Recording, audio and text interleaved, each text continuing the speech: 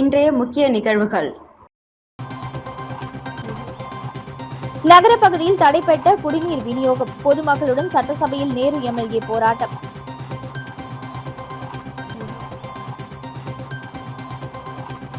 புதுப்பிக்கப்பட்ட 190 ஆண்டு பழமை வாய்ந்த கலங்கரை விளக்கம், பொதுமக்களுக்கு பார்வையிட இன்று முதல் அனுமதி.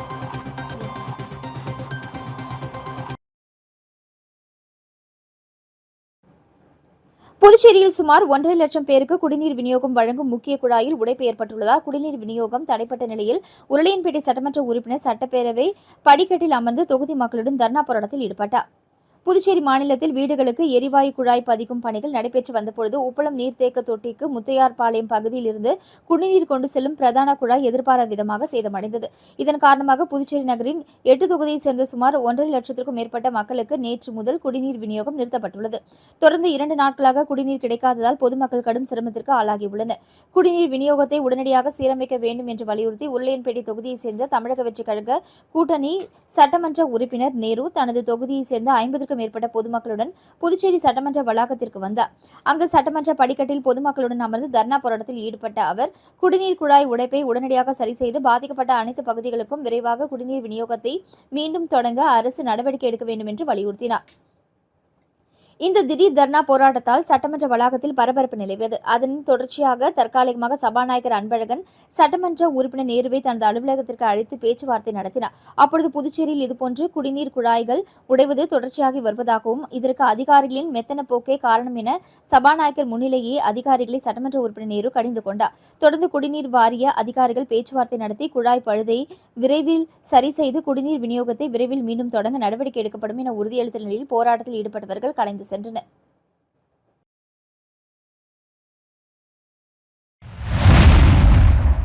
புதுச்சேரியில் 190 ஆண்டுகள் பழமையான கலங்கரை விளக்கம் புதுப்பிக்கப்பட்டு பொதுமக்கள் பார்வையிட பொதுமக்களுக்கு இன்று முதல் அனுமதிக்கப்படுகிறது.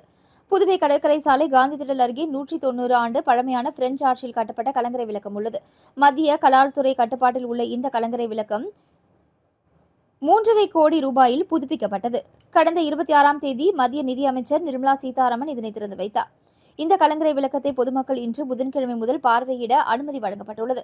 தினமும் காலை 9:30 மணி முதல் மாலை 5:30 மணி வரை பார்வையிடலாம். மதியம் 1 மணி முதல் 2 மணி வரை உணவு இடைவேளை. திங்கட்கிழமை வார விடுமுறை அளிக்கப்பட்டுள்ளது.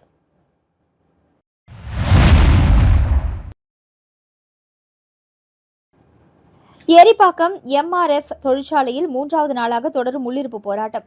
புதுச்சேரி மாநிலம் நெட்டப்பாக்கம் கொம்யூனுக்குட்பட்ட ஏரிப்பாக்கத்தில் உள்ள எம்ஆர்எஃப் தொழிற்சாலையில் பணி நிரந்தரம் கோரி தொழிலாளர்கள் 3வது நாளாக தொடர் உள்ளிருப்பு போராட்டத்தில் ஈடுபட்டு வருகின்றனர். கடந்த 2021ஆம் ஆண்டு நேரடி தேர்வு மூலம் பணியில் சேர்ந்த 65 தொழிலாளர்கள் 42 மாதங்கள் பணிபுரிந்தாலே நிரந்தரம் நியமனம் வழங்க வேண்டும் என்ற நடைமுறை இருந்தும் 5 ஆண்டுகள் கடந்தும் தங்களுக்கு பணி நிரந்தரம் வழங்கப்படவில்லை என்று குற்றம் சாட்டுகின்றனர். பணி நிரந்தரம் வழங்க வேண்டும், சம வேலைக்கு சம ஊதியம் வழங்க வேண்டும், சட்டவிரோத அப்ரெண்டிஸ் முறையை ரத்து செய்ய வேண்டும், பழிவாங்கும் நடவடிக்கைகளை கைவிட வேண்டும் உள்ளிட்ட பல்வேறு கோரிக்கைகளை வலியுறுத்தி தொழிலாளர்கள் போராட்டத்தில் ஈடுபட்டனர். இதனிடையே போராட்டத்தில் ஈடுபட்ட தொழிலாளர்களின் உறவினர்களுக்கு தொழிற்சாலை நுழைவாயில் முன்பு அமைதியான தர்ணா போராட்டத்தில் ஈடுபட்டனர். அப்பொழுது காவல்துறையினர் தங்களை அநாகரிகமாக பேசி அப்புறப்படுத்த முயன்றதாக அவர்கள் குற்றம் சாட்டினர்.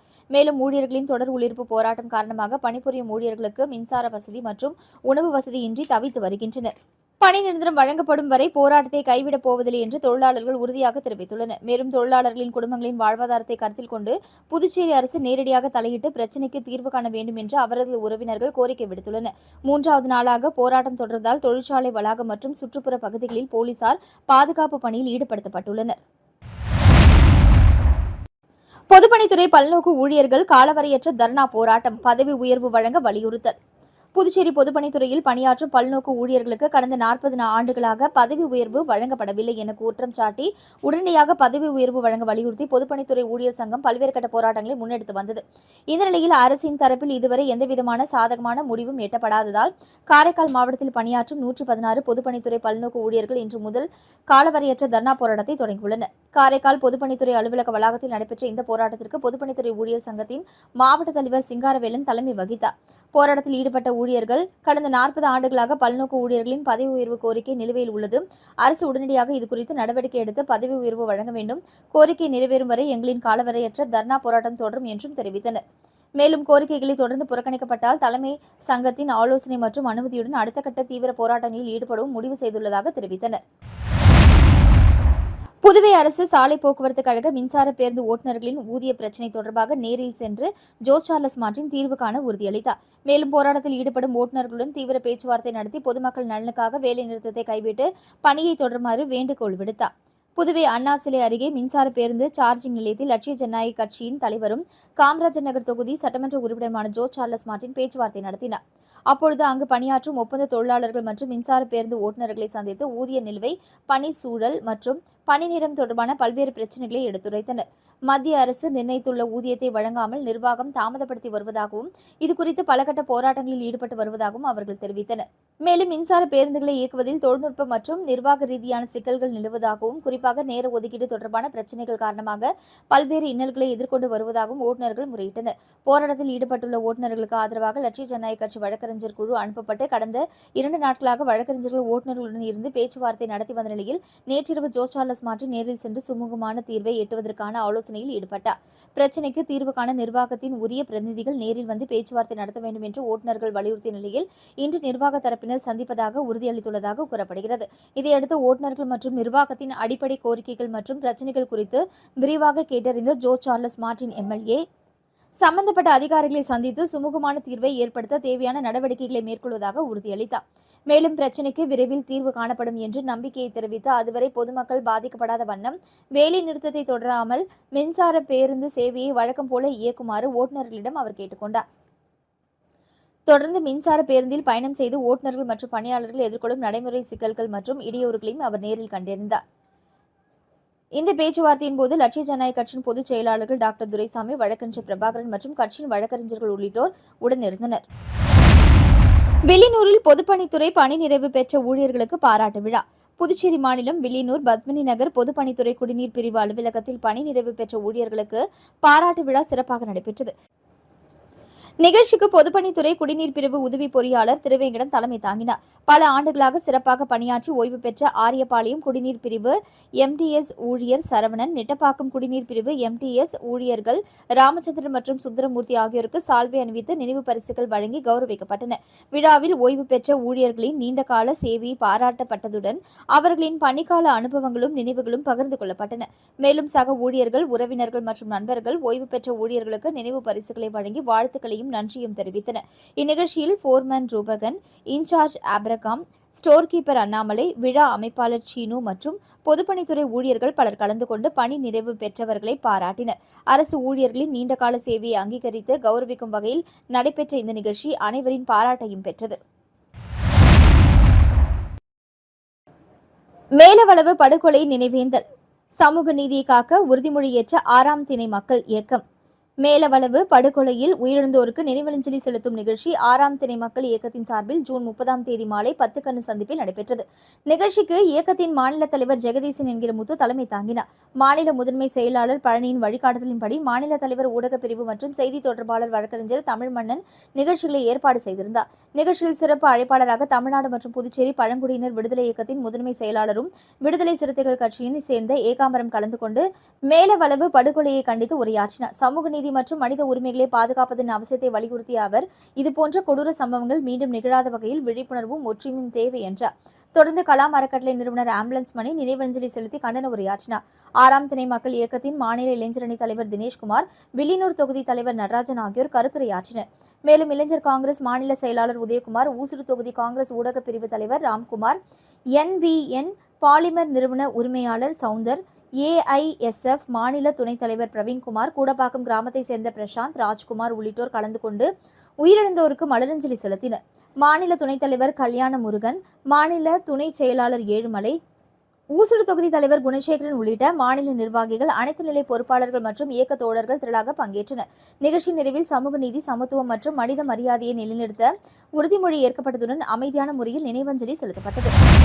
சேதராப்பட்டு நீலாவதி அம்மன் கோவிலில் கூழ்வார்த்தல் மற்றும் திருவிழாவில் திரளான பக்தர்கள் பங்கேற்று சுவாமி தரிசனம் செய்தனர். புதுச்சேரி மாநிலம் வில்லியனூர் கொம்யூனுக்கு உட்பட்ட சேதராப்பட்டு பழைய காலனியில் அமைந்துள்ள அருள்மிகு ஸ்ரீ நீலாவதி அம்மன் திருக்கோவிலின் ஆண்டு திருவிழாவை ஒட்டி கூழ்வார்த்தல் விழா பக்தி பரவசத்துடன் நடைபெற்றது. கடந்த 22ஆம் தேதி கொடியேற்றத்துடன் தொடங்கிய விழாவில் தினந்தோறும் அம்மனுக்கு சிறப்பு அபிஷேக அலங்காரங்கள் மற்றும் தீபாராதனை நடைபெற்று வருகிறது.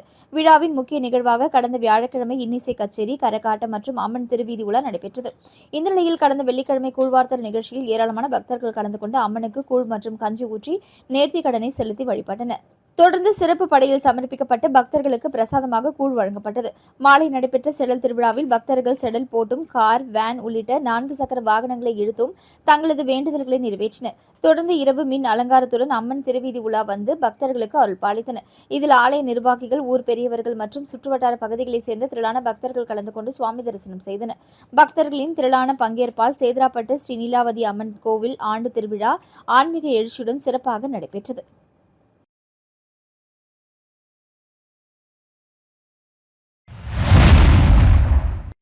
புதுவை அரசின் போக்குவரத்து துறை செயலர் முத்தம்மாவுடன் லட்சிய ஜனநாயக கட்சித் தலைவரும் காமராஜர் நகர் தொகுதி சட்டமன்ற உறுப்பினருமான ஜோ சார்லஸ் மார்டின் நேரில் சந்திப்பு. புதுவையில் பொது தனியார் கூட்டாண்மை முறையில் இயக்கப்படும் மின் பேருந்துகளில் பணிபுரியும் ஒப்பந்த ஓட்டுநர்கள் எதிர்கொள்ளும் குறைவுகள் மற்றும் பிரச்சினைகள் மற்றும் புதுவையின் முக்கிய சந்திப்புகளில் யூ டர்ன் அமைப்பை செயல்படுத்தி கோருதல் குறித்தான மனுவை வழங்கினர். இந்நிகழ்ச்சியின் போது சட்டமன்ற உறுப்பினர் ஜான்குமார் மற்றும் லட்சிய ஜனநாயக கட்சியின் பொதுச் செயலாளர் டாக்டர் துரைசாமி உள்ளிட்டோர் உடனிருந்தனர். உலக தமிழ் பல்கலைக்கழகம் அமெரிக்கா வாஷிங்டன் DC சார்பாக வழங்கப்பட்ட உயரிய டாக்டர் ஆஃப் லெட்டர்ஸ் கௌரவ பட்டத்தின் மூலம் அமெரிக்கா மற்றும் டென்மார்க் நாடுகளே 2 முதுநிலை நடன ஆசிரியர்கள் சிறப்பாக கௌரவிக்கப்பட்டனர். இவர்கள் இருவரும் யாழ்ப்பாணம் மண்ணை பிறப்பிடமாக கொண்ட தமிழர்கள் என்பது குறிப்பிடத்தக்க சிறப்பம்சமாகும். இவர்களின் சமூக பங்களிப்பு மற்றும் தமிழ்கலை பண்பாட்டிற்கான அர்ப்பணிப்பை பாராட்டி வழங்கப்பட்ட இந்த கௌரவம் ஈழத் தமிழர்களுக்கு பெருமை சேர்க்கும் ஓர் உயரிய அங்கீகாரமாகும். இந்த பட்டத்தை பல்கலைக்கழகத்தின் சர்வதேச ஒருங்கிணைப்பாளர் கலாநிதி ரஷ்மி ரூமி மற்றும் உலக தமிழ் கலை பண்பாட்டு கூடத்தில் சர்வதேச பொதுச் செயலாளர் டாக்டர் அலெக்ஸ்ராஜ் மற்றும் நியூயார்க் நகரை சேர்ந்த டாக்டர் இணைந்து பட்டத்தை இருவருக்கும் வழங்கினர். அகிலேஷ் யாதவ் பிறந்தநாளை முன்னிட்டு ஜிப்மர் மருத்துவமனை நுழைவு வாயிலில் அன்னதானம் வழங்கப்பட்டது. சமாஜ்வாதி கட்சியின் தேசிய தலைவர் அகிலேஷ் யாதவின் பிறந்தநாளை முன்னிட்டு நாடு முழுவதும் பல்வேறு இடங்களில் அவரது ஆதரவாளர்கள் நலத்திட்ட உதவிகள் மற்றும் அன்னதானம் வழங்கி கொண்டாடி வருகின்றனர். அதன் ஒரு பகுதியாக புதுச்சேரி மாநிலம் ஜிப்மர் மருத்துவமனை முன்பு அன்னதானம் வழங்கும் நிகழ்ச்சி ராஜீவ் யாதவின் அறிவுறுத்தலின்படியும் கருணாகரனின் ஆலோசனையின்படியும் ஏற்பாடு செய்யப்பட்டு பொதுமக்களுக்கு அன்னதானம் வழங்கப்பட்டது. நிகழ்ச்சிக்கு செல்வ கணேசன் தலைமை தாங்கி அன்னதானம் வழங்கும் நிகழ்ச்சியை தொடங்கி வைத்தார். இதில் மருத்துவமனைக்கு வந்த நோயாளிகள், அவர்களது உறவினர்கள் மற்றும் பொதுமக்களுக்கு அன்னதானம் வழங்கப்பட்டது. நிகழ்ச்சிக்கான ஏற்பாடுகளை சடகோபன், ரங்கநாதன், அருள், ராஜேந்திரன், செல்வகுமார், பலராமன், குழந்தைவேலு, சேகர், குமார், மூர்த்தி உள்ளிட்டோர் செய்திருந்தனர். மீண்டும் இன்றைய முக்கிய நிகழ்வுகள். நகர பகுதியில் தடைப்பட்ட குடிநீர் விநியோகம், பொதுமக்களுடன் சட்டசபையில் நேரு MLA போராட்டம்.